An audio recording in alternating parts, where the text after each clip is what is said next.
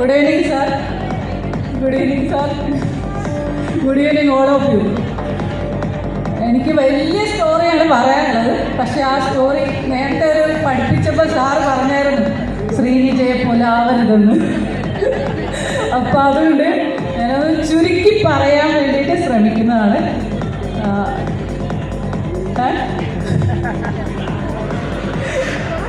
ചുരുക്കി പറഞ്ഞാലും ഉണ്ട് ഒരു പാരഗ്രാഫ്. എന്നാലും വേഗം പറയാം. ഞാൻ ഈ ഗസ്റ്റ് പെയ്ഡിൽ വന്നിട്ട് ആകെ 3 മാസം ആവുന്നതേ ഉള്ളൂ. അതിനു മുമ്പ് ഒരുപാട് ജോലികൾ ചെയ്തിട്ടുണ്ട്, ഒരുപാട് സ്ഥലത്ത് ചെയ്തിട്ടുണ്ട്. പിന്നെ ഈ BMW ഒന്നും ഇല്ലായിരുന്നെങ്കിലും ഒരു പ്രീമിയർ പത്മിനി ഉള്ള വീട്ടിലായിരുന്നു. അപ്പം ആ വീടും സ്ഥലവും ഒന്നും ഞാനിപ്പോൾ പറയുന്നില്ല. എൻ്റെ ഒരു പിടിവാശി കൊണ്ട് ഞാൻ സ്വന്തമായിട്ട് ഉണ്ടാക്കണം എന്നുള്ളൊരു ആഗ്രഹം കൊണ്ട് എല്ലാവരും തന്നതെല്ലാം ഞാൻ എൻ്റെ റിലേറ്റീവ്സിനും എൻ്റെ ഫ്രണ്ട്സിനും എൻ്റെ ജീവിത പങ്കാളിക്കും ഒക്കെ ആയിട്ട് ഫുള്ള് കൊടുത്തു. എൻ്റെ കയ്യിലുണ്ടായിരുന്ന സകല സമ്പാദ്യം ഈ ഗസ്റ്റ് പെയ്ഡിൽ വരുന്ന സമയത്ത് എൻ്റെ ആ സമ്പാദ്യം ഉണ്ടായിരുന്നെങ്കിൽ ചിലപ്പോൾ ഇവരുടെ പ്രോജക്റ്റിൽ പകുതിയോളം എനിക്ക് വാങ്ങിക്കാൻ പറ്റുമെന്ന്. പക്ഷെ അതെൻ്റെ പണമല്ല, ആ പണത്തെ ഞാൻ ആഗ്രഹിച്ചുമില്ല. അതുകൊണ്ട് എൻ്റെ എല്ലാവർക്കും ഈ നല്ലൊരു സുഖമായിട്ട് ജീവിക്കുന്നുണ്ട്. പിന്നെ എൻ്റെ ലൈഫിൽ എനിക്ക് ഒരു പരാജയവും സംഭവിച്ചിട്ടുണ്ട്. എൻ്റെ ലൈഫിൽ എനിക്ക് എൻ്റെ വീട്ടുകാർ 185 പവൻ സ്വർണം തന്നത് 4 പെൺകുട്ടികളുടെ കല്യാണം ഞാൻ നടത്തി. ആ 4 പെൺകുട്ടികളും ഇന്ന് സർവ്വസുഖമായിട്ട് ജീവിക്കുന്നുണ്ട്. പക്ഷേ ആരും എന്നെ തിരിഞ്ഞു നോക്കാറുമില്ല, വിളിക്കാറുമില്ല. അതിലെനിക്ക് സന്തോഷമുള്ളൂ. അവർ സുഖമായിട്ടിരിക്കുന്നുണ്ടല്ലോ, അപ്പം അതുകൊണ്ട് എനിക്ക് സന്തോഷം തന്നെ. പിന്നെ സ്വന്തമായിട്ട് 10th കഴിഞ്ഞപ്പോൾ മുതൽ സ്വന്തമായിട്ട് അധ്വാനിച്ചാണ് ഞാൻ പഠിച്ചത്. ഒരു ദിവസത്തെ വരുമാനത്തിന് വേണ്ടി ഒരിടത്ത് ജോലിക്ക് പോയപ്പോൾ എല്ലാവരും എന്നോട് ചോദിച്ചു, ഇത്ര വലിയ വീട്ടിലെ കുട്ടി എന്തിനാ ജോലിക്ക് പോണേന്ന്. പക്ഷേ എൻ്റെ വാശിയായിരുന്നു ഞാൻ അധ്വാനിക്കുന്ന പൈസയിൽ നിന്നും എനിക്ക് പഠിക്കണമെന്ന്. സാറ് പറഞ്ഞ പോലെ അച്ഛനും അമ്മയും പഠിപ്പിച്ചത് പഠിച്ച് ജോലി വാങ്ങിക്കണമെന്നായിരുന്നു. അപ്പോൾ ഞാനും സ്വന്തമായിട്ട് പണി ചെയ്ത് പഠിച്ച് ജോലി വാങ്ങിക്കണമെന്നുള്ള രീതിയിൽ ഞാൻ ജോലിക്ക് പോയിക്കൊണ്ട് തന്നെ പഠിച്ചു. ജോലിക്ക് പോയ സ്ഥലങ്ങളിലൊക്കെ എനിക്ക് ജോലിയൊന്നും തന്നില്ല, അത് വേറെ കാര്യം. എന്നിട്ട് എവിടുന്നോ ഒരു ജോലി കിട്ടി. എൻ്റെ ആദ്യത്തെ സാലറി എന്ന് പറയുന്നത് ഒരു മാസം 1500 രൂപയായിരുന്നു. 10 മണിക്കൂറെന്ന് പറയുന്ന സാറ് പറയുന്ന വർക്ക്, അതായത് 8 മണിക്കൂർ വർക്കും 2 മണിക്കൂർ എൻ്റെ പോക്കുവരവും എല്ലാം ചേർന്ന് ഒരു മാസത്തെ എൻ്റെ വരുമാനം 1500 രൂപയായിരുന്നു ഫസ്റ്റ് സാലറി. അവിടെ നിന്ന് 1500 രൂപ കൊണ്ട് ഞാൻ സ്വന്തമായിട്ട് പഠിച്ചു. ഡിഗ്രി വരെ എടുത്തു. അതിനുശേഷം എൻ്റെ ജീവിതത്തിലേക്ക് ഒരു ജീവിത പങ്കാളി വന്നു. വീട്ടുകാരുടെ ഇഷ്ടത്തിനനുസരിച്ച് ഞാൻ കല്യാണം കഴിച്ചു, ജീവിച്ചു. എൻ്റെ കയ്യിലുണ്ടായിരുന്ന സകല സമ്പാദ്യവും കൊടുത്തു. അവിടെ എനിക്കൊരു പരാജയം സംഭവിച്ചു. എല്ലാം ഞാൻ കൊടുത്തു, അവസാനിപ്പിച്ചു. പിന്നെ ഒറ്റയ്ക്ക് ജീവിക്കണം, മെഡിറ്റേഷൻ ചെയ്ത് ഹിമാലയത്തിൽ പോകണമെന്ന് പറഞ്ഞ് വന്നതാണ്. പക്ഷേ ഹിമാലയത്തിലേക്ക് എത്താൻ സമ്മതിച്ചില്ല. അതിൻ്റെ ഇടയ്ക്കൊരാൾ വന്നു. ആ ഡയലോഗ് എനിക്കറിയില്ല. കിലുക്കത്തിലൊരു ഡയലോഗുണ്ട്. ആ ഡയലോഗ് അറിയുമാർക്കെങ്കിലും? കിലുക്കത്തിലെ ഒരു ഡയലോഗ്, ഒരു പാട്ട് ഇട്ടിട്ട് ഒരിക്കൽ ഒരു ഡയലോഗുമായിട്ട് ഒരാൾ വന്നപ്പോൾ അദ്ദേഹത്തിൻ്റെ അമ്മ വിളിച്ചിട്ട് എന്നോട് സംസാരിച്ചു, എൻ്റെ മോന് ഒരാഗ്രഹമുണ്ട്, നിന്നെ കല്യാണം കഴിച്ചാൽ കൊള്ളാവുന്നു. അപ്പോൾ ഞാൻ ആ അമ്മയോട് പറഞ്ഞു, എനിക്കിപ്പോൾ ഒന്നും പറയാൻ പറ്റില്ല, എനിക്ക് കുറേ കാര്യങ്ങളുണ്ട്, ഞാൻ ആലോചിച്ചിട്ട് പറയാമെന്ന്. ആലോചിക്കാൻ സമയമില്ല, പെട്ടെന്ന് പറയണം, എൻ്റെ മോൻ നിന്നല്ലാതെ വേറെ ആരെയും കല്യാണം കഴിക്കില്ല എന്ന് പറഞ്ഞു. ആ മോനാണ് ശരത്, ആ അമ്മയാണ് രാധാമണി, ആ അമ്മയുടെ ഇളയ മോനാണ് ശ്രീശാന്ത്. അവർ 3 പേരും ബാക്കിൽ ഇരിപ്പുണ്ട്. അവരെ 3 പേര് സ്റ്റേജിലേക്ക് സ്വാഗതം ചെയ്യുന്നു. ശ്രീമതി ചേച്ചിയുടെ ഫുൾ ഫാമിലി പ്ലീസ് നല്ലൊരു കൈ കൊടുത്തു നമുക്ക് സ്റ്റേജിലേക്ക് നമ്മൾ സ്വാഗതം ചെയ്യും.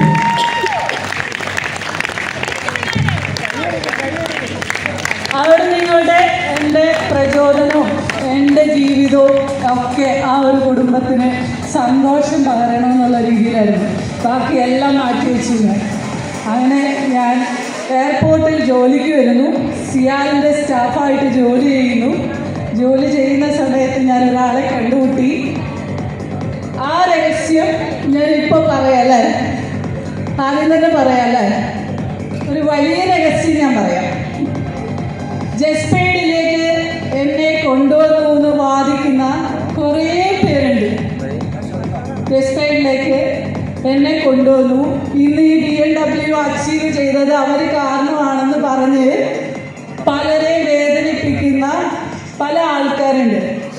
ഞാൻ പേരാരുടെ പറയുന്നില്ല, അത് ശരിയല്ല. അതുകൊണ്ട് ആ രഹസ്യം ഞാൻ വെളിപ്പെടുത്താം. ജസ്പേഡിലേക്ക് എന്നെ ഫോളോ ചെയ്ത് വന്ന വലിയൊരു മനുഷ്യനുണ്ട്. നിങ്ങളൊക്കെ ആരാധിക്കുന്ന, നിങ്ങളൊക്കെ ജയ് വിളിക്കുന്ന നിഷാദ് അബൂബക്കർ. അതാർക്കും അറിയില്ലായിരുന്നു, ആരോടും പറഞ്ഞിട്ടില്ലായിരുന്നു. ഈ വേദിയിൽ എന്തെങ്കിലും ഒരു അവസരം കിട്ടുമ്പോൾ പറയാമെന്ന് വിചാരിച്ചു വെച്ചിരുന്നതാണ്. ഞാൻ അന്ന് വിളിച്ചപ്പോൾ സാറേ എനിക്കിപ്പോൾ വരാൻ പറ്റില്ല എന്ന് പറഞ്ഞ് ജോലിയിൽ തുടർന്നു. അവിടുന്ന് ഞാൻ ഒരു തവണ എനിക്ക് കുറച്ച് ശാരീരിക പ്രശ്നങ്ങളുണ്ടായി വേറെ സ്ഥലത്തേക്ക് ജോലിക്ക് വന്നു. ജോലിക്ക് വന്നപ്പോൾ ഞാൻ ജോലി ചെയ്ത സ്ഥലത്ത് ഒരു 2 മാസത്തേക്ക് ഒന്ന് ഹെൽപ്പ് ചെയ്യുമെന്ന് ചോദിച്ച് വിളിച്ചതാണ്. ജോലി ഇല്ലാതിരിക്കുമല്ലേ, ഒരു 2 മാസം ഹെൽപ്പ് ചെയ്യുമോ? അങ്ങനെ ഞാൻ ഒരു വലിയൊരു ഹോട്ടലിൻ്റെ മാനേജറായിട്ട് അവരെ 2 മാസം, അവരുടെ പുതിയ ഹോട്ടലായിരുന്നു.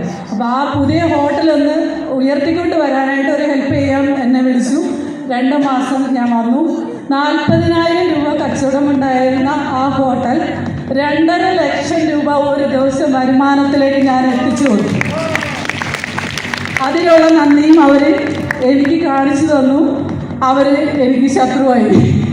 അവിടുന്ന് ഞാൻ അവരോട് പറഞ്ഞു, 2 മാസം കൊണ്ട് 2.5 ലക്ഷം രൂപ വരുമാനം ഡെയിലി ഞാൻ ഉണ്ടാക്കി തന്നു. കാരണം അവിടെയുള്ള സ്റ്റാഫുകൾക്ക് അവർ സാലറി കൊടുക്കാത്തതിന് ഞാൻ ചോദ്യം ചെയ്തതിന് എതിരായിരുന്നു എൻ്റെ അടുത്ത് പറഞ്ഞത്. അപ്പോൾ അതുകൊണ്ടാണ് അവിടെ ഒരു ക്രാഷ് ഉണ്ടായത്. അവിടെ ജോലി ചെയ്യുന്ന സമയത്ത് ഒരാൾ അതിൻ്റെ ഓണർക്ക് ജസ്പെയ്ഡിൻ്റെ ഒരു ഇത് പറയാൻ വേണ്ടിയിട്ട് വന്ന് ആ ഓണറെ ഫാമിലീനെ വെൽക്കം ചെയ്ത് എന്താ പറഞ്ഞതെന്നൊന്നും എനിക്കറിയില്ല.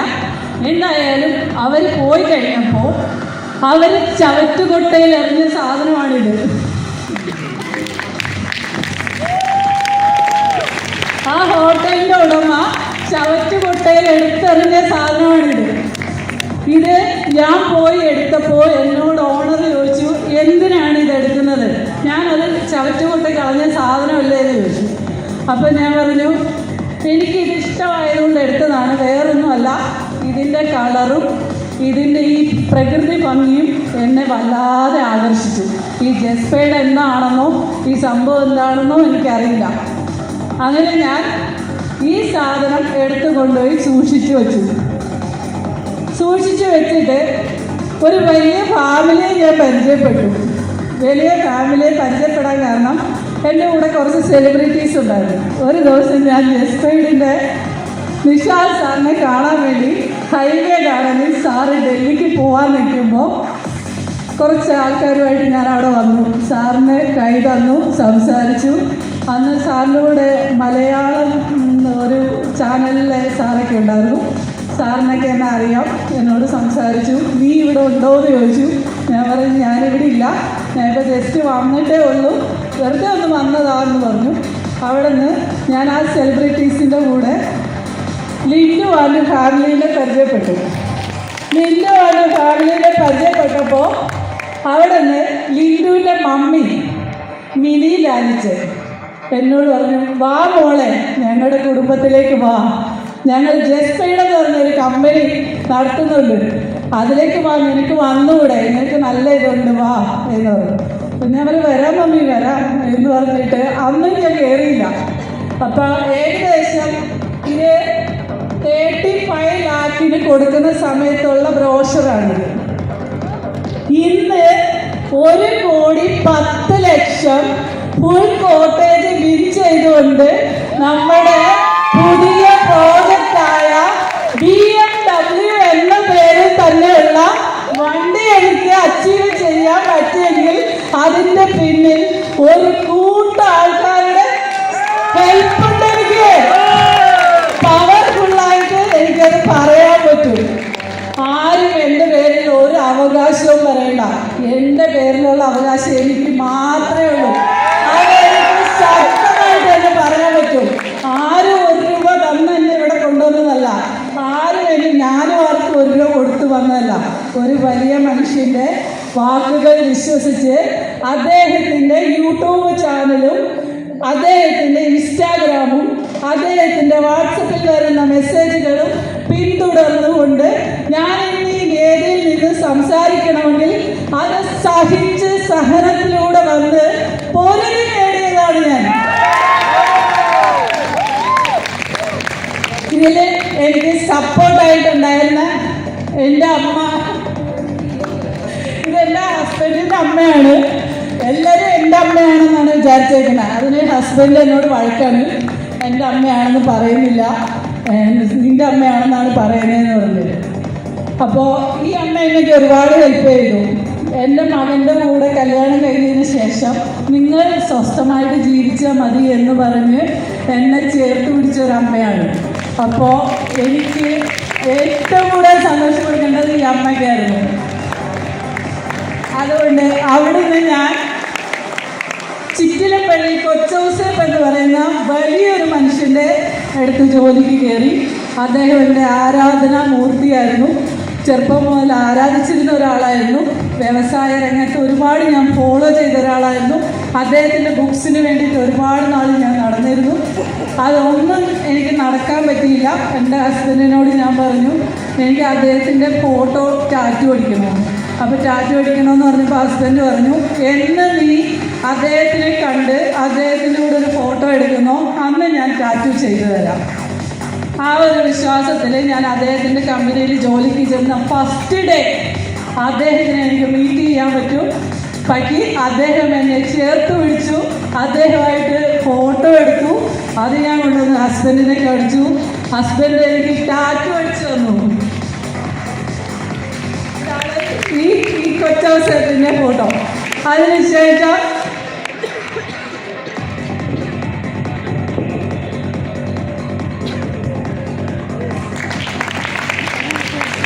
എല്ലാവരും സെലിബ്രിറ്റീസിനെ അടയ്ക്കുമ്പോൾ എനിക്ക് എൻ്റെ ആരാധനയായ ചെറുപ്പത്തിലുള്ള ഒരു സ്റ്റോറിയിൽ നിന്നും എനിക്ക് തോന്നിയ ഒരു ആരാധനയുടെ പേരിൽ അടിച്ചതാണ്.